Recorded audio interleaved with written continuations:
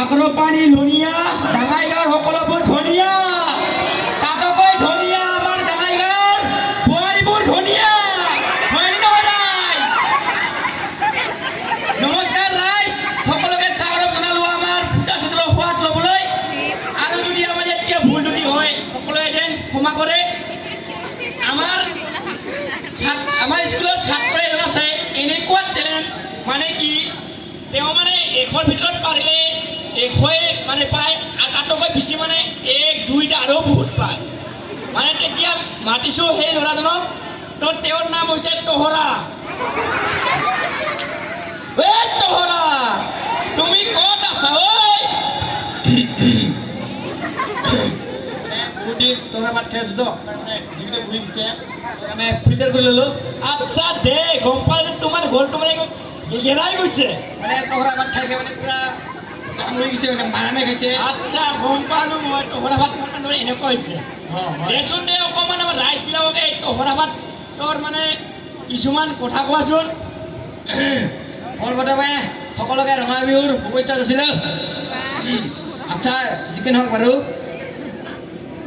এতিয়া তোমাৰ পৰিচয় দিয়াটোচোন অলপমান। ইয়াৰ উপৰি পৃষ্ঠ মানে কি আছে ইয়াৰ?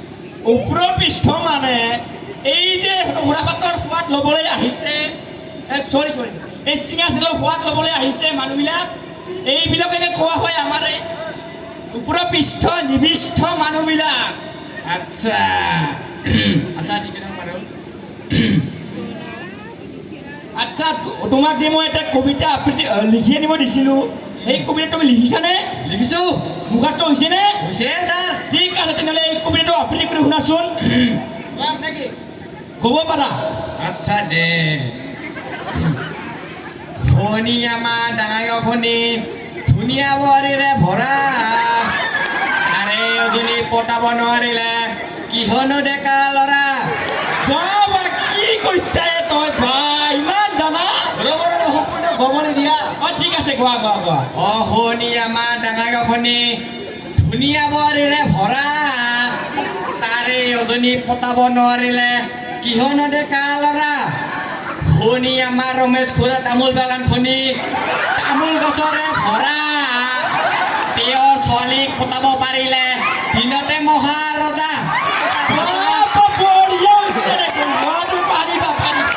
ঠিক আছে, তুমি গম পালে যে তুমি পাৰিবা মানে কবিতা আবৃত্তি কৰিছা বহুত ধুনীয়াকৈ। এতিয়া তুমি কোৱাচোন কেইটামান মানে নহয়, প্ৰথমতে কোৱা তুমি যে ইমান এশৰ ভিতৰত 101 পোৱা 2 পোৱা কেনেকৈ পাইছে ইমান নাম্বাৰ? মানে সকলোতো একেদৰে পঢ়ে, মানে মোৰ ৰাতিপুৱা ষ্টাইলটো মানে বেলেগ, মানে যেতিয়া লাইন যায় তেতিয়া মানে